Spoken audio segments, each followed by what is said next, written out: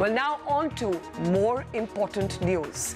We're looking at what we're calling India's land wars. There is no doubt that land is the single most contentious political issue in the country today.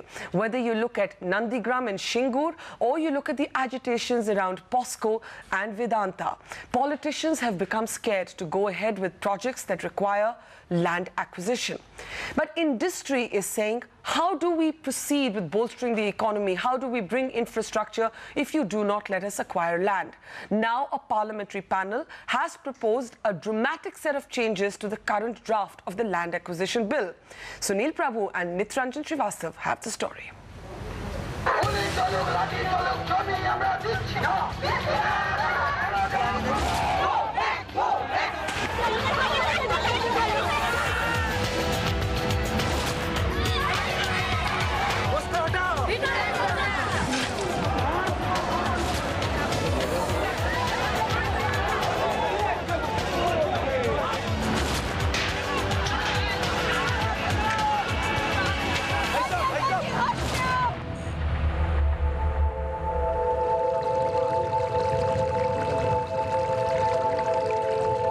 Land has been the most volatile issue in India.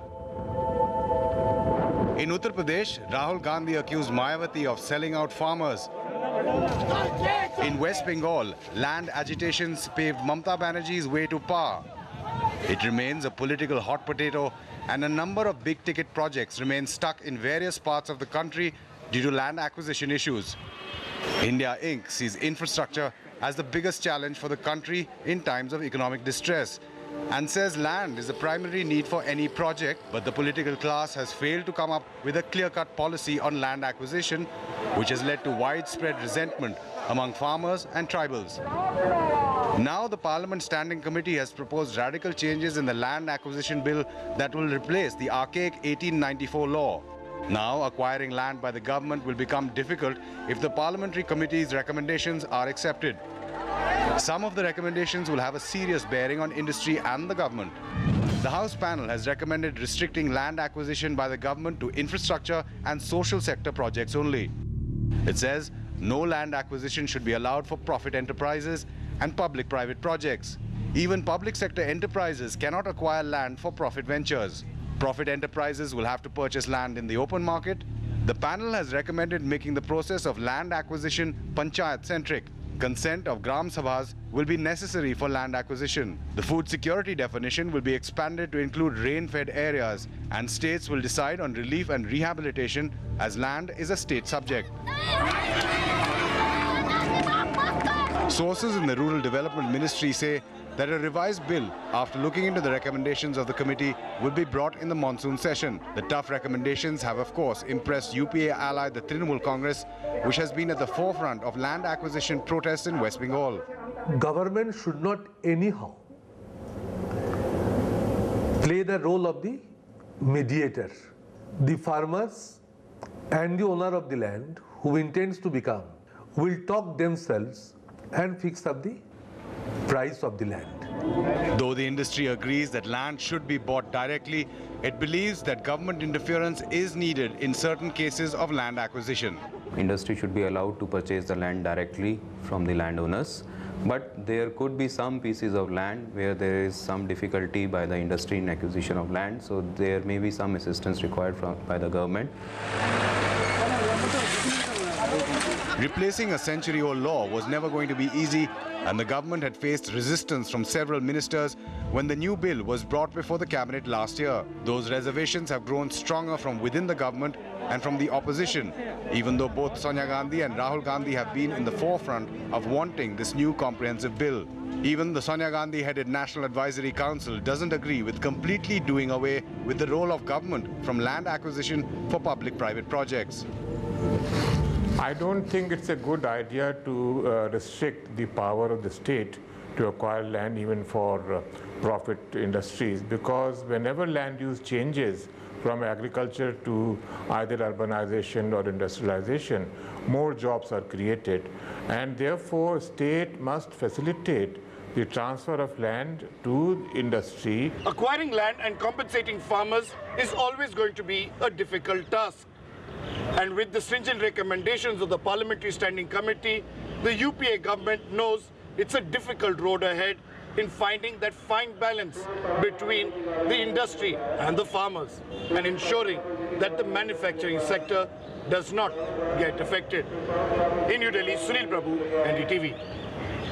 All right, on to our special debate on the buck stops here this evening. If the parliamentary panel has its way, not just is India going to have a much tougher land acquisition law, it will effectively mean that the government or the state will no longer get involved in any acquisition for a private company or even for a public-private partnership if it is a profit-making venture. What will this do to industry? Well, chambers of commerce are already reacting negatively. Is this a viable way forward? Is this a pro-poor but anti-industry policy? Let's introduce our panel this evening. We're joined from Raipur tonight by Manishankar Iyer. He's, of course, not just a member of parliament, but a member of that parliamentary panel that has proposed those radical changes to the present draft of the land acquisition bill. We're joined from Delhi tonight by NC Saxena. He's a member of the National Advisory Council. And let's remind our viewers that when the recent land acquisition bill actually lapsed, the NSC actually drafted its own version of a suggested bill. We're joined from Bhubaneswar tonight by Jay Panda. He's a member of parliament with the Biju Janata Dal, and two huge projects in Orissa have been trapped in land agitations, POSCO and Vedanta. With us in the Delhi studios is Naveen Raheja. He's, of course, the MD of Raheja Developers and also the president of the National Real Estate Development Council. And big questions arising for a number of building projects and real estate projects if this law were to go through. Also with us in the studio, M.R. Madhavan, the co-founder of PRS Legislative Research, who can, like a whiz kid, do a quick comparison for us between all the multiple drafts and proposals we've seen on these land acquisition bills. We'll also have perspectives from Adi Godrej, chairman of the CII, and a legal perspective from Dushyant Dave in just a minute. Manishankar Iyer, if I can start with you.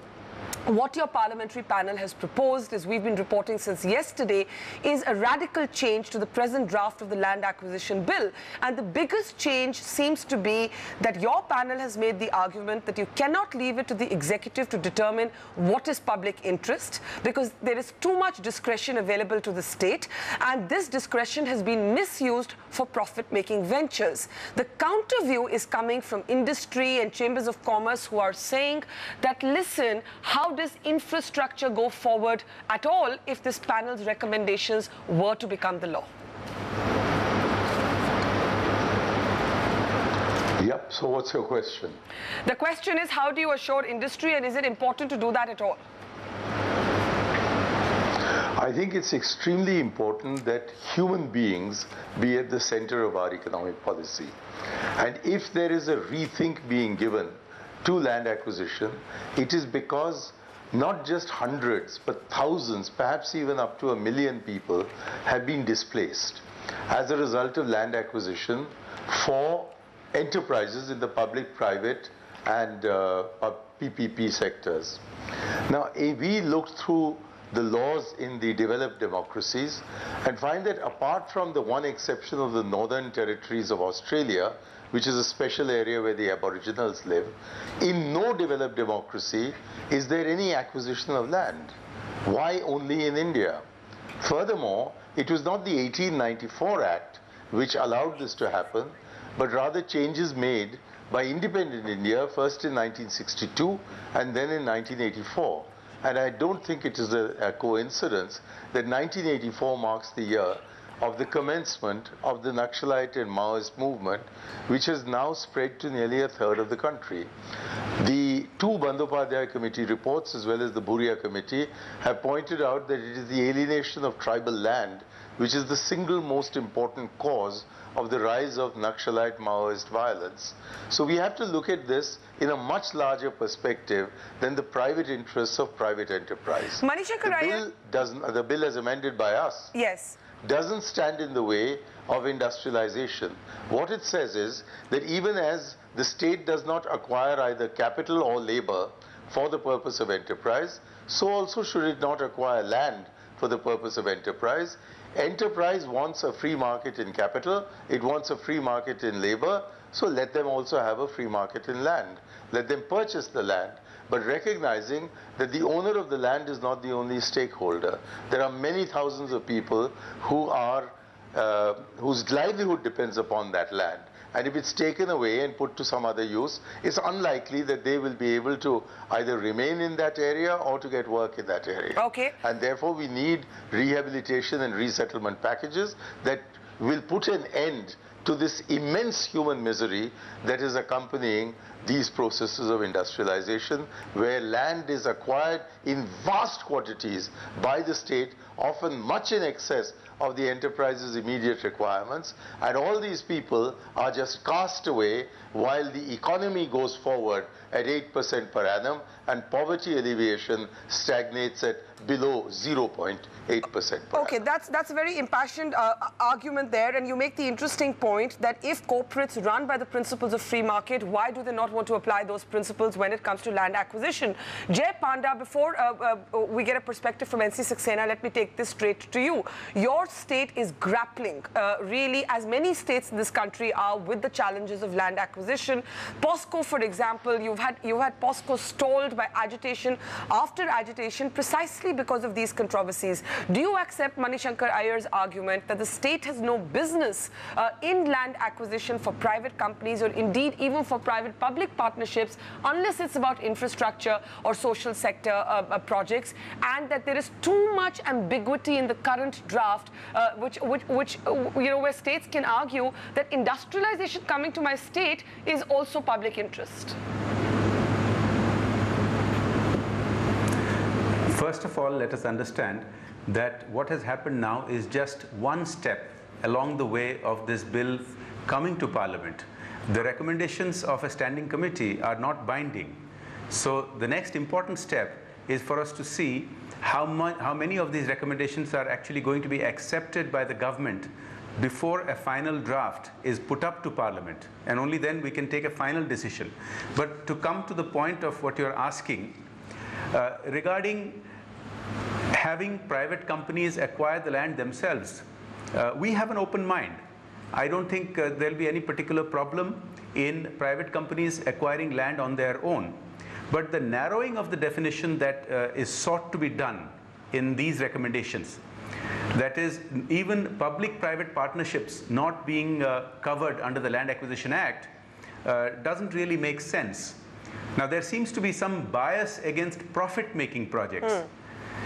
The fact is that much of the infrastructure that we require are going to have to come in by the mode of profit-making projects. For example, highways with toll systems on them. And if we debar public-private partnerships, I think the whole idea of the public purpose of acquiring land for infrastructure will actually get impacted. It will get harmed. I think we'll have to see the impact of some of the other recommendations before we can take a final view. Yes. But I think the recommendations have a mixed impact. Can I get Mani to briefly rebut that, Manishankar? Yeah, can I just give you a clarification? Mani, why is profit a dirty word? Why is profit a dirty word? No, profit is not at all a dirty word. It's simply that those who wish to make profit should make that profit out of their own efforts. And I don't see any reason why the state should be brought in to forcibly throw thousands of people out of their homes, make them lose their livelihood in the interests of profit. In any case, I think Jay needs to look very carefully at the recommendations that have been made, because we have not asked for changes in the definition of what constitutes an infrastructure project. So things like power stations, things like expressways, things like railways, all these are already included in the definition of public purpose. It is when a project does not fall within the existing definition in specifics, a list of about 30 different items of infrastructure or social sector projects, that we say, please don't let the state acquire it for the private enterprise. Okay. Private enterprise has a role in our economy, so does public enterprise, and so does PPP partnerships. And what we've said is, irrespective of which sector they fall in, if it is going to be a for-profit enterprise that is not of an infrastructural nature, then let Now, Jay is again mixing up the word acquire and purchase. Yeah. In the law, acquisition can only be done by the state. If a private party enters into a contract, it's called a purchase. Yeah. So we made a clear distinction between acquisition by the state and purchase by a private party. Okay, and got said that private parties should do the purchase if it is going to be for their own enterprises. Now here's the question. Can acquire it Yes. if it's going to be for a larger social purpose. I think that distinction is clear. Before I take that back to Jay, NC Saxena, the National Advisory Council, drafted its own set of proposals. Do you welcome the changes that the parliamentary panel seeks to make, wherein it basically says that if you're a private company, go to the farmer, go to the villager directly and purchase the land if yours is a profit-making venture. Don't go to the state. So Ratan Tata shouldn't go to Bengal or Narendra Modi to Mamta Banerjee or Buddhadev Bhattacharya. He should just go to the farmers of Shingur and Nandigram. NC Saxena. Well, I don't agree with the recommendations of the Parliament Committee simply because there are many areas in India where land records are not very good, and therefore industry will find it very difficult to find who is the real owner. Especially in central India and eastern India, land records are not at all in a good shape. That's number one. The other reason is that let's not forget that industry, whenever land use is changed from agriculture to non-agriculture, there is always more employment generated per unit of land. In 1 hectare of land, you can give job only to one family if it is agriculture. But if it is industry, you can give job to more than 10 or 20 or 50 families. Okay. At the same time, it is true that the old land acquisition law was highly anti-farmer. It was based on the model that let some people lose out so that industry can be set up, or infrastructure or new townships can come. Now, what we had done in drafting the bill was to make a balance between the needs of industry and the needs of those who are being displaced. And NC Saxena, is it your argument that the parliamentary panel has ignored the needs of industry? They have not only ignored the needs of industry, they have also ignored the needs of the poor. Because a large number, 30% of the poor people in any area are landless. When land is acquired by industry, they are the ones who get nothing. So therefore, if land is purchased by industry, therefore these landless laborers will get nothing. Whereas in our model, even these landless laborers would have got 2,000 rupees per month for 20 years. Okay. They would be treated as project affected people. They would be entitled to all the rehabilitation package which is there. At the same time, let me also say that the bill that we drafted did not say that the private industry cannot buy land directly from the farmers. Everyone in our model had a choice. Industry had a choice. They could go directly to farmers.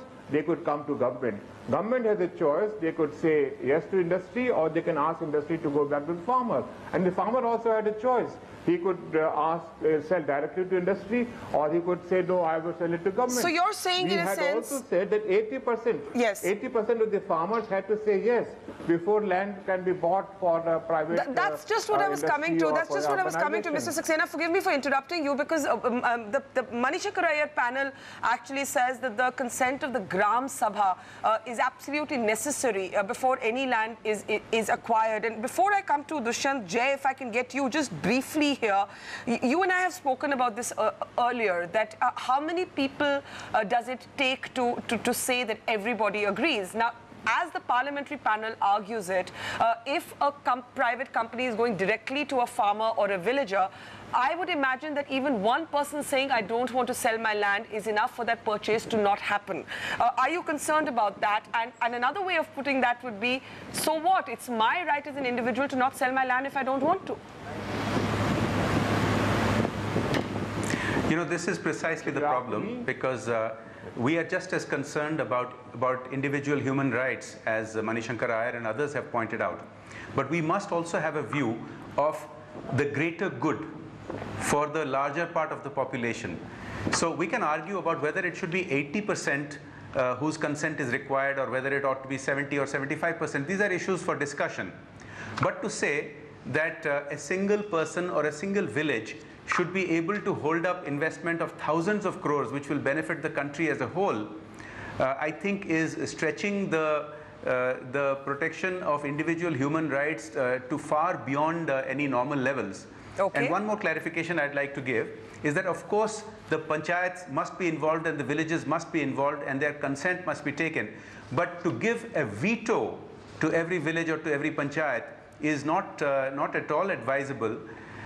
Also, when you talk about 80% of the land losers or their families to give their consent, of course, the families must be given benefits and the landless laborers must be given benefits, but the choice of whether a person will sell his or her land ought to belong to the owner of the land, not to all the locals who live there, because otherwise you are taking away every person's property rights.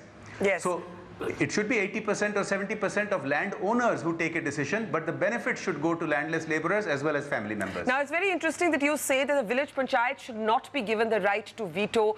We will get money to respond to that. But Dushyant Dave, as a senior advocate, you have also been involved in defending the Mysore-Bangalore highway project, where too there were land acquisition controversies. Where is that fine balance between greater good and individual rights and the rights of the poor? It's an extremely difficult question to answer. But let me say one thing, that what we really are missing today, and this is where the UPA government perhaps is, this is a half-hearted measure. What we really need to do is to restore right to property as a fundamental right. It was a fundamental right which was given to us by the constitution framers. But unfortunately, the Janata government in 1979 removed it. Mr. Shanti Bhushan was responsible for that. And they, took it away, and they have made it purely, simply a constitutional right under Article 300 capital A. Unfortunately, I must confess that over last 40 or 50 years, the judiciary has looked at acquisition of lands for any kind of a project, be it a private project or a public project, very, very poorly and against the landholders. So this is where we really need to change the philosophy. Once you restore that to be a fundamental right, then I think the people's right to really get compensation becomes an extremely serious issue. Today, all kinds of acquisitions take place, and the compensations which are given are actually very, very poor. Paltry is an understatement. And if a farmer has, let's say, 1 acre of land, I mean, for generations he has been tilling that land. You take away that for a project, be it a public project or a private project, he has nothing else left to do. So it's a very serious issue. Now, having said that, let me say one thing, that what we really need to do is to understand the difference between projects which are, let's say, for national security or public utility, or projects which are of purely public character, like infrastructure projects. But projects which are for private sector, be it Bangalore-Mysore corridor project, be it Adani's acquisition here, be it Ambani's acquisition somewhere else, or Tata's acquisition for Nano in Gujarat. Everywhere else, you will have to take a very different approach. You must ensure that the compensation is given, which is not just market compensation, but it is market plus. Right. Because you are really depriving a citizen of his, entire property. But here's what happens, Dushyant. Here's what happens, Dushyant. And one more issue. Yes. One more. Briefly, before you come to that. Yes. You must also ensure that you do not take away the prime agricultural lands. Agriculture is an important sector. If you are going to base these projects in important agricultural areas where, land is cultivable, then I think we really need to seriously introspect about it. But here's my question. Let me interrupt you there and ask a very philosophical question to the whole panel. And let me take this to Naveen Raheja. The question seems to be, what is public good? And that is where the parliamentary panel has chosen to look at it somewhat differently. The parliamentary panel's changes are arguing that a state cannot say that because my state is getting industrialized by X company setting up a car plant, that is public good. That's the distinction that the panel that Manishankar is on is drawing. Naveen Raheja, are you worried about the proposals that have been made by this parliamentary panel? Because we have seen, for example, the recent controversy around Bhatta Parsol, for example, and there the controversy became that the expressway may have been an infrastructural project, but when real estate builders started getting into the act of creating plush condominiums and real estate housing, saying, then the farmers said that the price of this land is worth much more than was given to us. Are you worried at what Mani's panel is proposing? See, that is extreme case. You know, the land was acquired at a much lower price, and the land has been passed on to the developers at a much higher price, and developers have loaded it further at a much higher price to the ultimate apartment buyers. So the farmers also, in a sense were underpaid in that case. So the farmers had been underpaid. So the model of acquiring, I think itself, and that too in the garb of industrialization, I personally feel was not correct. But whatever has happened, now we have to correct it. We cannot put thousands and thousands, rather lakhs of people who have invested their hard-earned money and their life savings into it. But do you agree that when it's profit-making, they should not be allowed to go through the state? I agree that it should not be like this. But without state's help also, industry cannot move forward. No industry can move forward. No city developments can take place. Country cannot do anything. There can be no wealth creation also, because ultimately whatever happens, the wealth creation takes place because of industrialization, because of development. So you're saying industry cannot acquire land without the state's help? State should be facilitated, but state should not be using their rights blatantly by acquiring lands at whatever price is. So you're saying that where the farmer is underpaid, that should be looked at, but industry can't move without the state facilitating that process of land acquisition. If I can take this to M.R. Madhavan. I'll just come back to Mr. Raheja. M.R. Madhavan, when you look at all the different drafts, and we've had bills lapse, you have a current draft, you have Mani Shankar Iyer's proposal, you have the National Advisory Council proposal, where are the fault lines of the debate? Okay, first, before I comment on that, this report came in at noon today. Yeah. Mr. Mani Shankar Iyer has the advantage over us in the sense he knows it back. He has been in the process. Yes. The first time we got to see it was noon today. Yes. So I have had a quick glance, and I might make a mistake somewhere for that. Okay. But it has been very well written. Brilliant English, extremely nicely laid out chapters. It's one of the best reports that I've come across. Okay. I must compliment the committee for that. Okay. Now here, there has been, I think, some misunderstanding in the debate so far, which is firstly, from what I read, which is para 3.19, which is the key recommendations regarding public purpose. From what I understand from here, it is that they are not making a distinction between private and public by and large. So if it's infrastructure, it can be private, it can be public. That's what at least it can be profit-making to It can be profit-making as long as it is one of the infrastructure as defined. They have removed an extra definition of infrastructure which gave the government the powers to define any more industries as infrastructure. They have removed that discretion. But let's say telecom, from what I understand, from when I read this, if it's telecom by private companies or by BSNL, so what would not be public interest? Maybe that's the way to frame the question. Give us an example of an industry that would not qualify. Most industries won't. So I'll tell you what is public purpose here. Clearly, it says firstly defense, etc. Second, various infrastructure, railways, highways, ports, etc. Land for project-affected people, for planned development in rural, urban areas. They're not saying these are by the government, by the way. And they are saying provision of land for residential purposes, etc. But these are for schemes undertaken by the government. So if it's a residential purpose, only government schemes, not private. So POSCO, Vedanta, Nano would be out.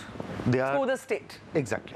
All right. That's an important distinction, and we'll take that to Mani Shankar Iyer. It's an important clarification that I think Mani was also trying to make when he said that, look, it's not like private enterprise is being excluded completely, but only if it falls in the categories of infrastructure. Just one more example. Yes. Let's say if it's a PPP project for an infrastructure, for a road, from what I read, it is allowed. I mean, Mr. Mani Shankar Iyer probably we'll take that back to Mani, but first Adi Godrej, who's of course the president of CII, on the phone line, reacting to this. The Chambers of Commerce putting out a statement already saying they're concerned about the proposals that have been made. And I said to Mr. Godrej, what is the Chamber's main area of concern? Well, it's difficult. Converting agricultural land for industrial purposes needs government help. Being able to acquire land, agglomerate it, especially for larger projects, will be difficult without government help.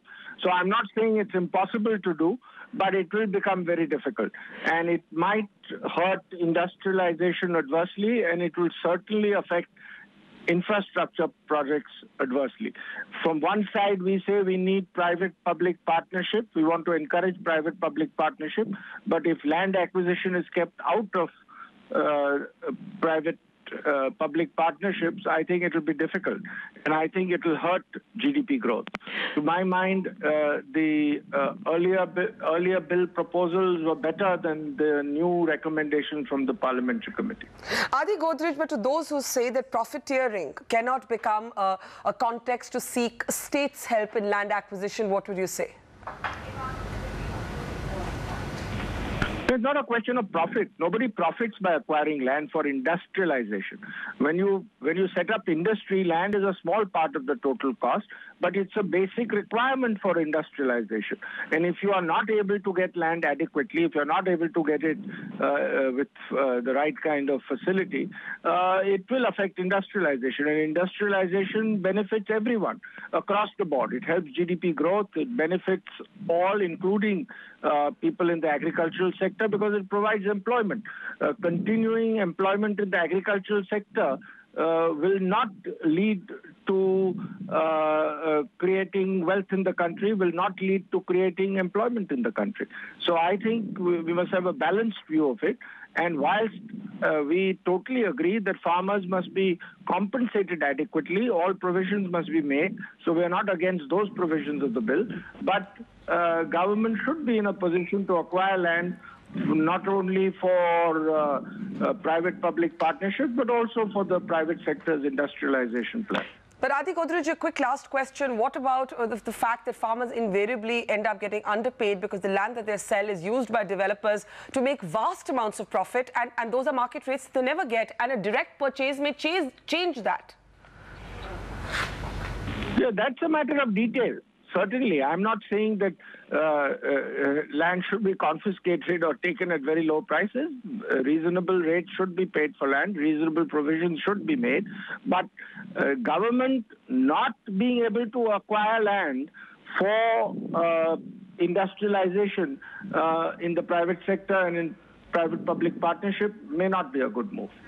All right, so you have industry, we have Mr. Naveen Raheja here, Adi Godrej, both expressing the same concerns. Wealth creation, industrialization will be impacted by these proposals. NC Saxena, you have said that the panel is neither pro-poor enough nor pro-industry enough, but M.R. Madhavan has made this important clarification that several projects do fall within the ambit of a state acquisition being a facilitating role. Does that assuage you a little more? In fact, as I said, industry, when industry buys land is a very small price. I mean, the total cost involved in buying land is not very high. And therefore, it is quite easy for industry to pay high compensation, plus pay also for rehabilitation. Now, I'm not so much concerned with the definition of public good. It can never be narrowly defined, because there are industries which may appear to be capital intensive, yes, but there are indirect impacts on employment down the line. So therefore, total employment generated by industry or by urbanization is always very high as compared to agriculture. Okay. What we need to ensure is that there are cases where when industries start buying land from farmers, what happens is small farmers end up getting a low price, and large farmers who hold out and negotiate, they get a better price. The other problem is that in many cases it has been seen that small farmers are indebted, and therefore they are not also aware of market conditions, so they lose out. Therefore, it is important that government must facilitate the whole process of land acquisition. Can I get money? It also doesn't mean that government...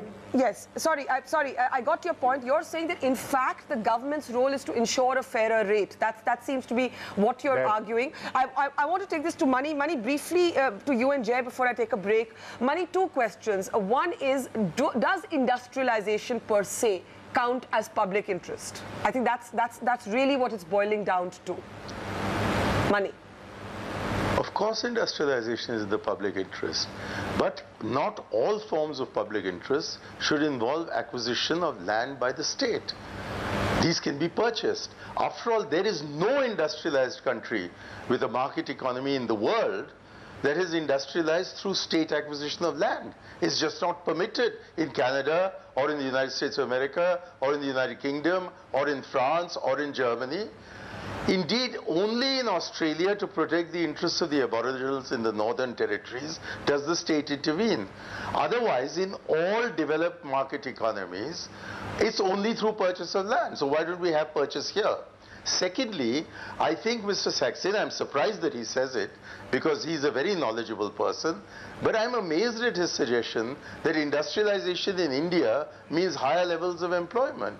The fact of the matter is that over 20 years of economic reforms, while the share of agriculture in GDP has plummeted from 1/3 to 14.6%, the share of labor in agriculture has virtually stagnated at around 55%.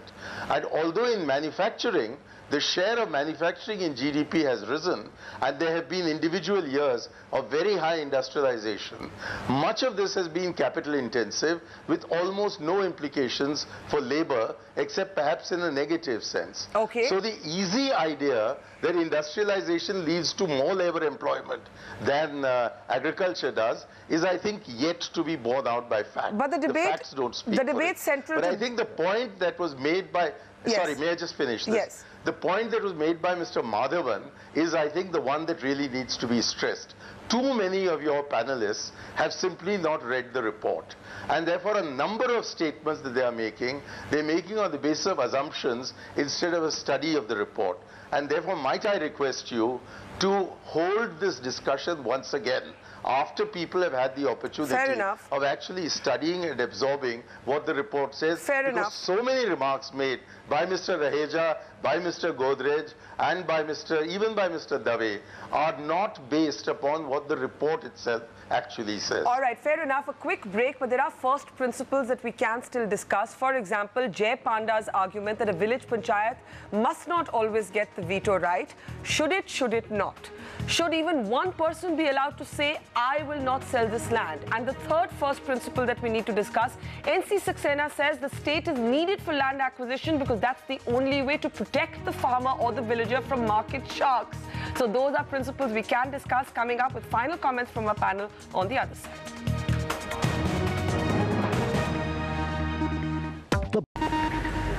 Jay Panda, if I can take this back to you to understand a little bit more where and with whom you think the veto power should lie.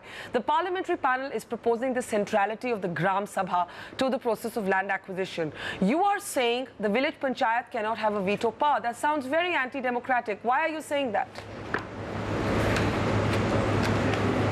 Let's take the example of a highway that will be built for, let us say, 250 kilometers. Along the way, it will cross hundreds of villages, maybe thousands of villages and Gram Sabhas. Of course, their consent must be taken, and we must have a formula as to what constitutes the greater public good. So let's, for the moment, go with the 80% that the draft bill and these recommendations contain. So if 80% of the Gram Sabhas agree, the balance 20% of the Gram Sabhas or even one village should not have the veto power to stop a 250-kilometer highway, because we must clearly define the greater good in these terms. If the overwhelming majority of the people who are affected are agreeable to it, then a tiny minority should accept the terms that we are setting. Unfortunately, the problem is that eminent domain has been misused in the past. But Jay, is it a Gram Sabha the majority representation of its own area? Of course it is, but my point is that we are talking here about very large projects which go beyond any individual Gram Sabha. I gave you the example of a highway that runs for hundreds of kilometers that goes across hundreds of Gram Sabhas. So if 80% of the Gram Sabhas agree, do you think it's reasonable that 1 or 2 Gram Sabhas should hold the entire project to ransom? Well, that's the, we must come up with a definition of greater public good. Yes. But Dushyant Dave, since you've dealt with the highway project, let me put it to you. I have one other point that I wish to quickly make. Yes, Jay. Yes, Jay. Yes, Jay, go ahead. The problem is that eminent domain eminent domain has been misused in the past, and unfortunately all the problems that Mr. Iyer was talking about have largely been true. But let's understand something. Most of the problems actually did not happen because of land acquired for private sector profit-making companies. Most of the land were acquired for public sector companies. For example, the Rourkela steel plant 50 years ago is a PSU. The land acquired from them, there are still claimants who have not yet got their compensation. Yes. So, but that doesn't mean that we should throw the baby out with the bathwater. This bill is intended to redress those problems. But I don't think want to use profit should be the distinction, because in any case we are providing for. Yes. Sorry, Jay, I got that point. Providing for 4 times the market rate of the land to be acquired. I think there should be other distinctions. I got that point, and I want to take this to Dushyant Dave, since you have dealt with the highway project. Let's take an example from an urban area. Suppose one neighborhood did not want the metro line in the capital city of India to run through it because it meant giving up land. Is there an elitism that underlines this whole debate, that we expect the poor to give up their land much more easily than we expect the middle class or the upper middle class to do so? You're asking me? Yes, Dushyant. Okay, let me say one thing. You know, I haven't had a chance to read Mr. Iyer's report, and I confess to that effect. But the fundamental principles are, very common. And the fundamental principle is this, that as I said, you have to, make a clear distinction between a project which is really for the larger good of the public, which is owned by public at large, not projects which are owned privately by X or Y or Z, and which really may be, projects towards industrializing the country and may ultimately have good of the country. But you have to make that distinction as to who is really the owner. Now, having said that, let me say something. Power of eminent domain is more abused and misused in this country. According to me, it's a relic of the Raj. And we have to really seriously consider what we want to do. But I do not agree with the proposal that you need, consent of a Gram Sabha. As Jai rightly says, if you need a road, you need a road, irrespective of whether Gram Sabha consents to it or not.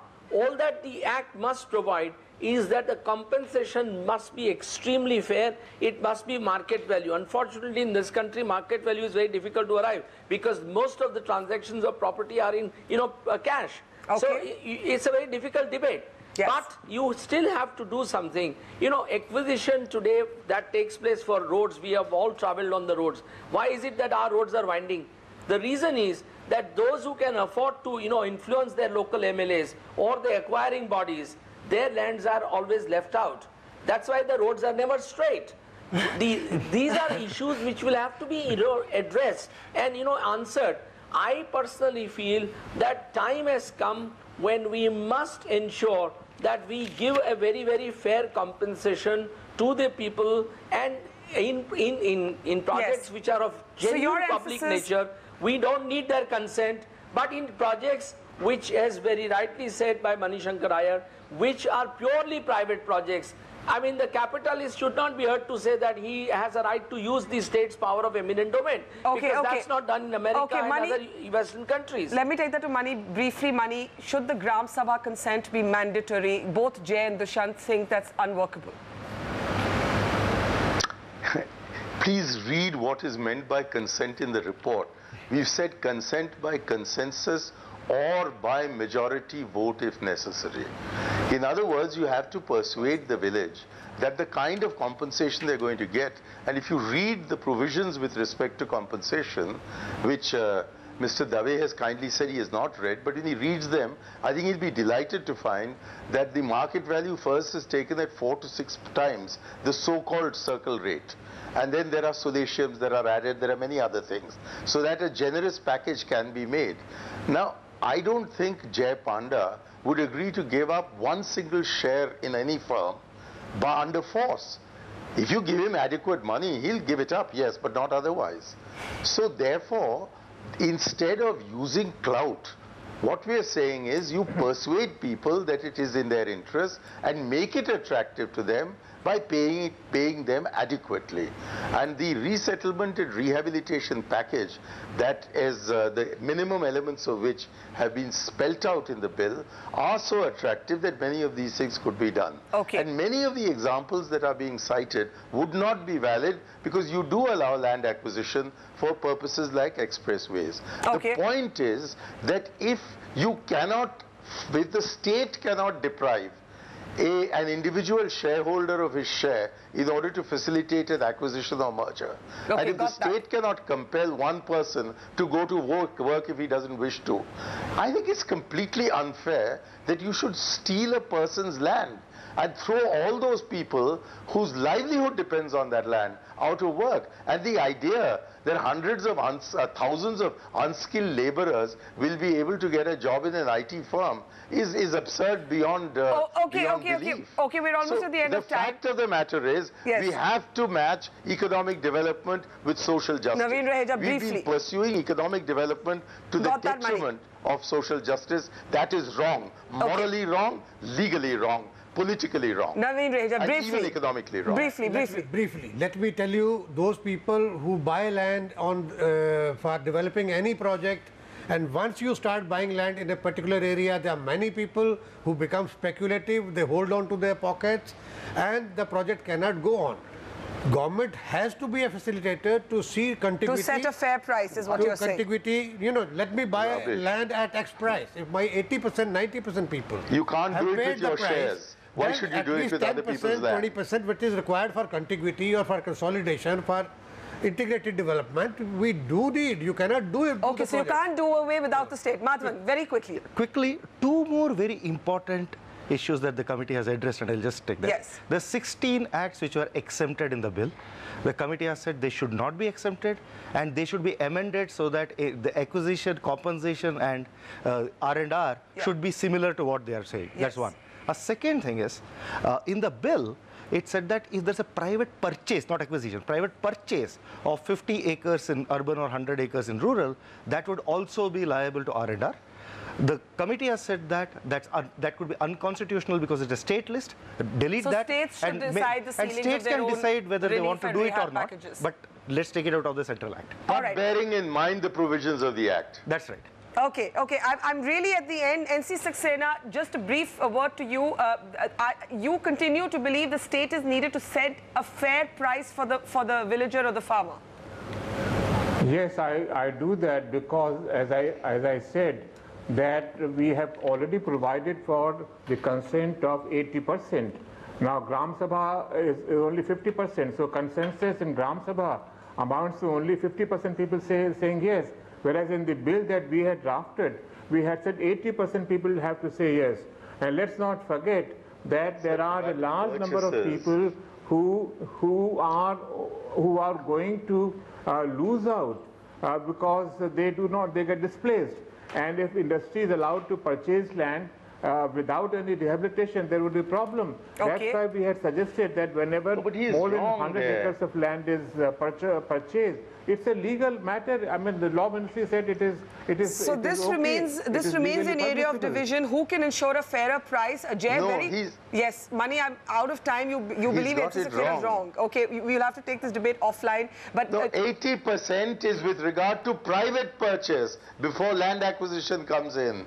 Okay. He's mixing up two different sections of the bill. But the larger... So please, let's have everyone read the report and then let's get together again. But the larger question, Jay, who ensures a fairer price, the state or the market rates available, in a sense, between the corporate and the farmer directly? Which one do you say?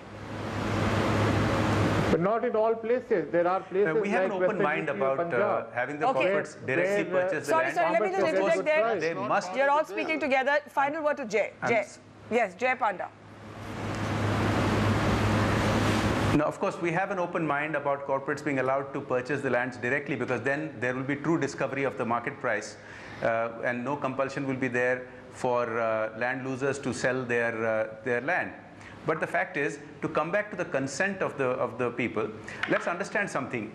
We must have more investment in this country. We must have more industrialization. We cannot depend on 65% of our workforce remaining on farms, in low productive farms, to get them out of poverty. So the fact is, if a project is to be confined to within one Gram Sabha, of course the consent of the Gram Sabha must be taken. Right. But when a project spans many Gram Sabhas, then any individual Gram Sabha should not have a veto over the entire project. That's well, the jury is clearly still out on this. It's a hugely divisive issue, and what would be interesting to see is how many of these proposals are actually incorporated into the bill before it becomes law. What is for sure is that the age of the SEZ being touted as the way forward for India's economy seems well and truly over. I can't imagine any politician being willing to risk that. Is that good or bad? We'll come back, as Manishankar Iyer said, after having read his 200-page plus report more carefully. We leave it there for now. Manishankar Iyer, NC Saxena, Jay Panda, Dushyant Dave, Naveen